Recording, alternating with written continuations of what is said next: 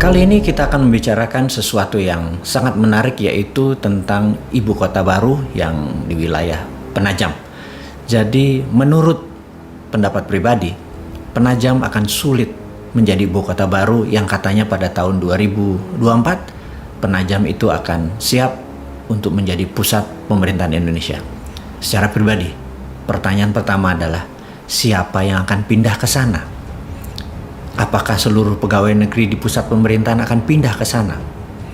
Apakah pusat pemerintahan yang saat ini ada di DKI Jakarta akan segera bisa memindahkan lebih dari 500.000 orang yang terlibat di seluruh kementerian dan pusat pemerintahan itu bisa pindah dalam waktu 3 tahun ke depan? Tempatnya aja belum jadi, sarananya pun belum jadi. Jadi kalau kita melihat ingin memindahkan, katakanlah 5 juta orang ke Penajam tersebut, kalau kita satu hari 10 pesawat aja yang ada digunakan, satu pesawat sekitar 200 orang aja, itu 2.000 orang. Untuk memindahkan 2.000 orang dikalikan 365 hari itu baru 700.000, alias 5 tahun itu belum sampai 5 juta orang kita pindahkan, yang setiap hari 2.000 orang. Dan itu tidak sederhana sekali lagi memindahkan orang ke sana. Pertanyaannya, kenapa orang mesti pindah ke sana? Dalam sejarah umat manusia bermigrasi, terbanyak adalah mereka yang pindah karena harapan tinggal atau harapan hidup di tempat yang lama sudah negatif. Untuk itu mereka memerlukan tempat hajat hidup yang baru, yang harapannya lebih baik, lebih cepat, lebih mudah, lebih sehat, dan lain sebagainya. Apakah di Penajam akan kayak gitu? Apakah di ibu kota baru nanti income seseorang naik 3-4 kali lipat dalam waktu yang cepat? Harapan apa yang ada di sana? Kalau tidak ada harapan yang lebih bagus dari tempat yang lama, siapa yang mau pindah ke sana? Kemudian, membangun infrastruktur. Membangun infrastruktur itu ada infrastruktur yang dasar seperti air, sistem jalanan. Infrastruktur itu bukan sekedar benda berpindah dari satu ke yang lain. Ada banyak sarana kesehatan, dan yang paling parah adalah sarana pertahanan. Kita tahu di utara Penajam, di wilayah Indonesia itu ada Malaysia, ada Filipina, ada Tiongkok, yang dengan kapal induknya kita disenderin di Laut Cina Selatan dalam waktu 2 jam itu sudah bisa mencapai Penajam. Dan pangkalan militer di sana tidak ada sama sekali yang bisa mengintercept. Janganlah pernah berkata kita cinta damai, kita tidak ingin berperang dengan siapapun, kemudian kita tidak bersiap. Ingat doktrin dimanapun yang mengatakan kalau kita ingin damai, kita harus bersiap untuk perang. Kita ingin damai, tapi kita harus bersiap untuk perang. Setidaknya pangkalan militer di Kalimantan Timur itu harus tumbuh kira-kira 10 kali atau lebih 10 kali lebih banyak dari, atau 10 kali lebih kuat dari saat ini. Ada intercept radar, ada peluru kendali, ada jet tempur, dan lain sebagainya. Itu belum ada persiapannya sama sekali. Bahkan Kementerian Pertahanan yang saat ini adalah orang yang ingin mencalonkan dirinya di tahun 2024 untuk menjadi presiden berikutnya, itu pun tidak terlihat di buku putih Kementerian Pertahanan akan membangun pangkalan untuk melindungi ibu kota baru di Penajam sampai tahun 2024. Lah kalau dianya tidak membangun atau tidak menyiapkan, bagaimana kalau kita membangun sana sebagai ibu kota baru? Apakah hanya membangun seperti real estate, seperti Bumi Serpong Damai, seperti Alam Sutra?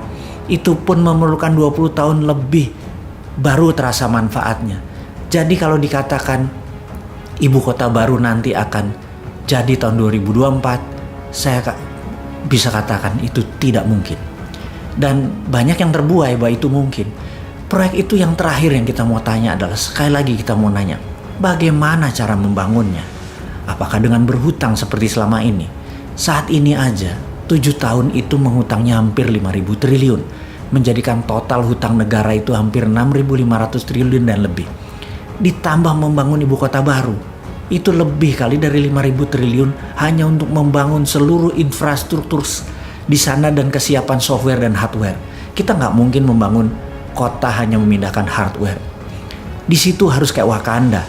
Di situ harus digital country. Pertama kali menjadi digital ibu kota berdasarkan berbasis teknologi. Dan ini semua tidak siap kita sekarang. Teknologinya asing semua. Membangunnya pakai uang asing. Lalu membangunnya pakai hutang. Di mana kedaulatan bangsa ini?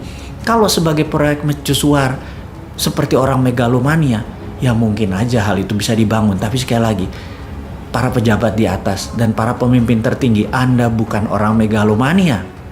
Jadi jujur aja, tunggulah masa yang tepat. Saat ini belum tepat. Jadi ada baiknya kita tunda dulu membangun, atau katakanlah tutup aja, tidak usah membangun. Kita nggak pernah kita menuduh bahwa begitu tidak dibangun, wah lo tidak komitmen. Enggak, kita mengerti.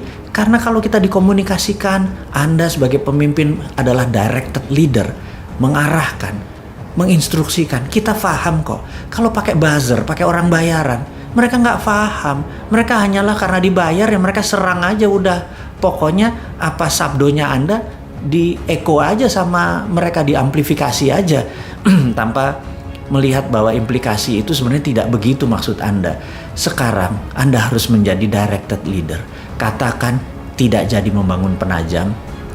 Katakan akan di-review ulang karena masalah pendanaan. Bukan masalah yang lain. Menurut saya, hemat saya, ini adalah masalah pendanaan. Tapi kalau ditanya, oke, apa kamu cuma mengkritik atau menyinyir doang? Enggak begitu. New Mind punya solusi. Dari dulu, New Mind punya solusi. Dan pindahnya pusat pemerintahan tadi bukan ibu kota loh. Jadi membedakan. Kalau Penajam adalah ibu kota dan pusat pemerintahan. Namun kalau New Mind itu berbeda. Ibu kota tetap di DKI Jakarta. Ibu kota.